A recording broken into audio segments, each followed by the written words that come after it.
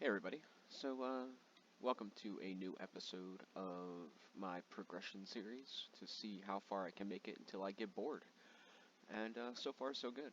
I wanted to give a little bit of a shout out to a lesser known YouTuber, The Favored Joe. I don't really know the guy, but I just had a random video on my wall, and I went to check it out, and he has like, I don't know, he has like maybe 15 videos. He only does it on the side or something, I don't really know. But he had a video on how to reorganize your house. Now, I used I used his video for an idea. I definitely went on my own floor plan here, but his video was informative enough to inspire some decisions, and I just wanted to give him a small little shout out because he has like 100 subscribers, and he doesn't have a lot of videos, but he definitely has a few videos that are useful, and I'd like to see the little guys get a little bit more attention as well, considering that I am one.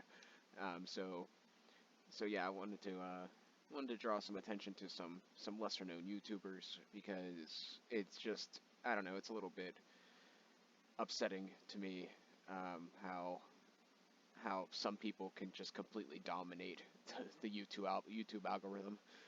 But yeah, so yeah, I would say I'd link his video in the description of this, but by the time I edit this, I will definitely forget. Like, how many times have I said that, and how many times have I actually linked the video?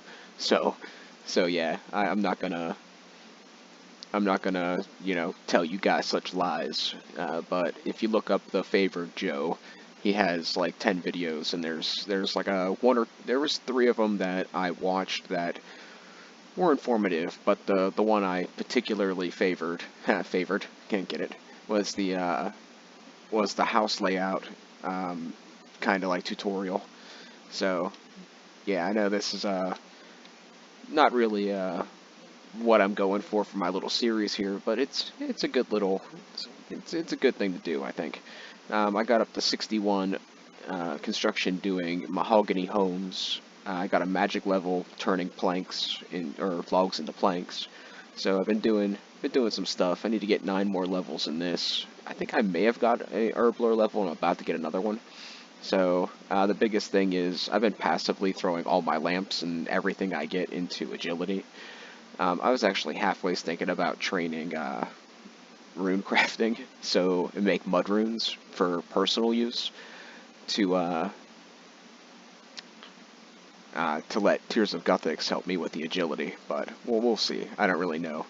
I still need quite a few 70s before I can do Song with the Elves, so there's plenty of time. If I can get, one level a day or one level a week, I'll be there eventually. So yeah, okay. So I don't want to drag this out. Like I always say, it's gonna take a little too long. But I wanted to show off the crib and the new floor plan.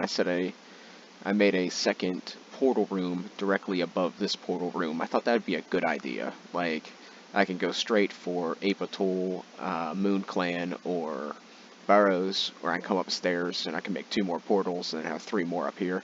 I thought that was clever, so I went for it.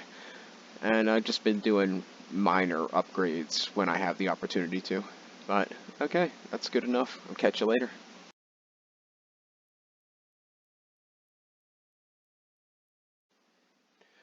Alright, guys. So I'm doing a Taste of Hope. I just completed the observatory quest, I think. The telescope one, whatever it is. So this is kind of to see how this goes.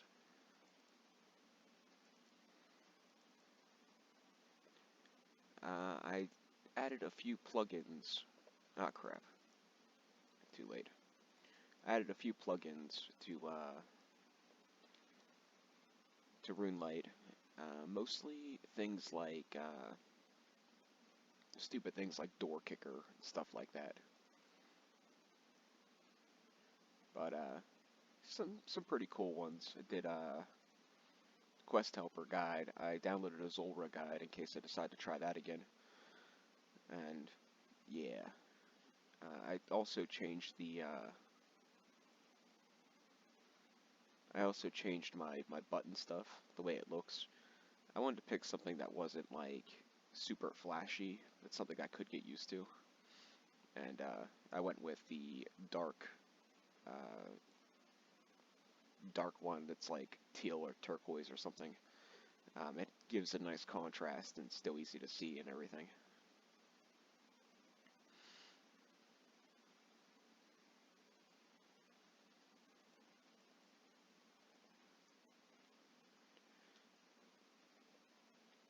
So I did previously try this fight. Not really like I came in with like 7 swordfish, so like it wasn't really much of a try. I just kind of wanted to see before I teleported out to gear up, and yeah, I didn't do all that great. So yeah,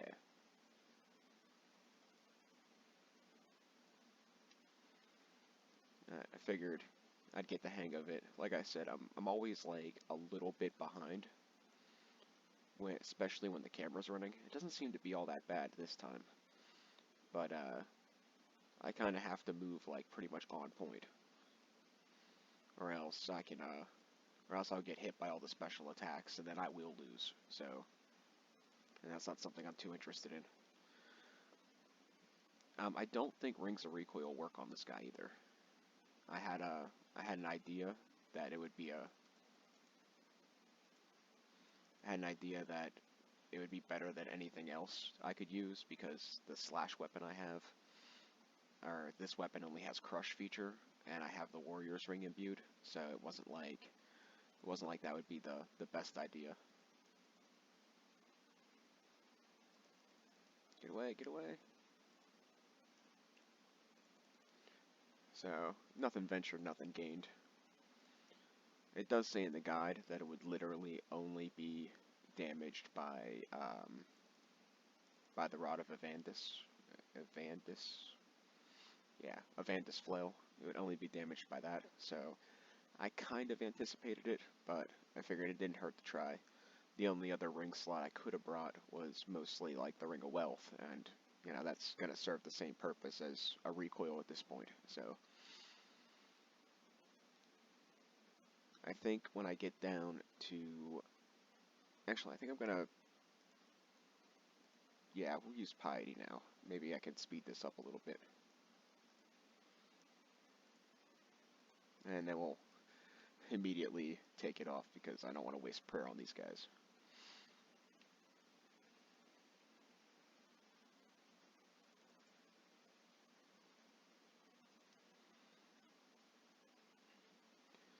I wasn't going to record the boss fight, but this is actually slightly more entertaining than I thought it would be.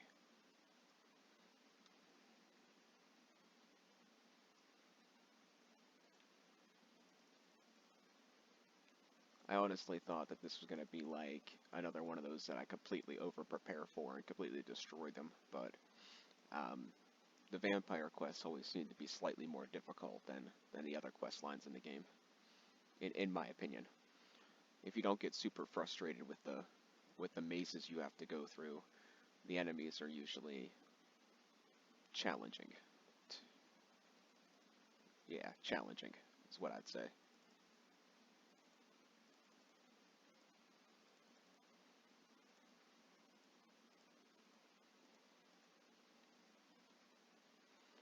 Let's see if we can end this.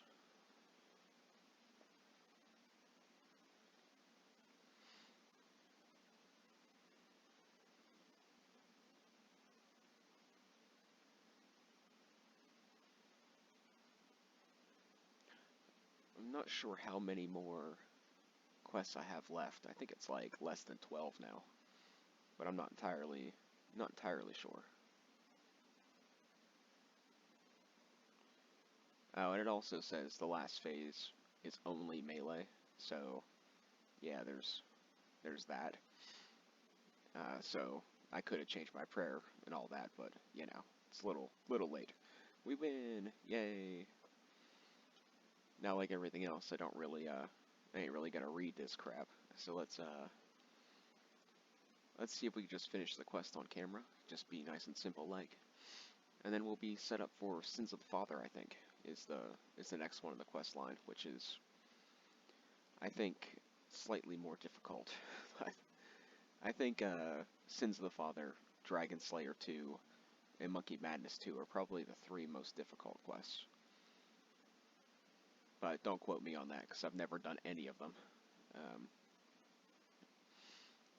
I think those quests came out while I was taking a break from actually playing, or didn't have access to play. One of the two.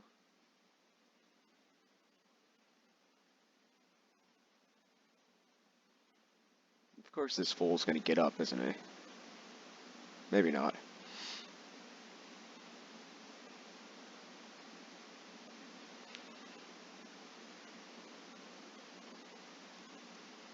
And that's that. Alright, guys. Catch you in a bit. Alright, and just like that, we are back. So I just finished the Taste of Hope, just finished that clip, but I did have a few caskets I wanted to open, and I want to put these guys where they belong. I don't know if I should put this with melee or put this with, like, we'll put it with the melee stuff. Doesn't really matter. I do have a few caskets I want to open, so we might as well do that. I have 9 quests and 4 mini quests left, and then that's that. That'll be done. So yeah, it's still gonna be a while because I have a lot of grinding to do, but we'll see. Beginner casket, garbage. Yeah, that is garbage. And a hard casket. That's also pretty bad. Okay, well that was depressing. All right, guys. I will catch you whenever I think of something else to do.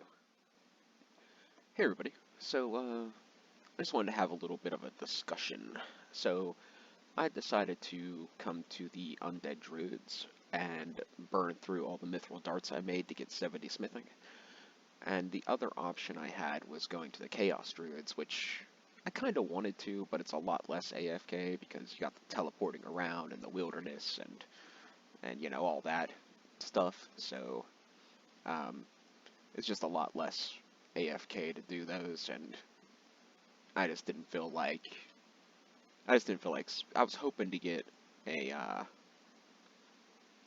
task for Chaos Druids when I was doing the Crystallia thing, but you know that didn't happen. So yeah, so I run in and out, get the aggro, and keep my prayer up.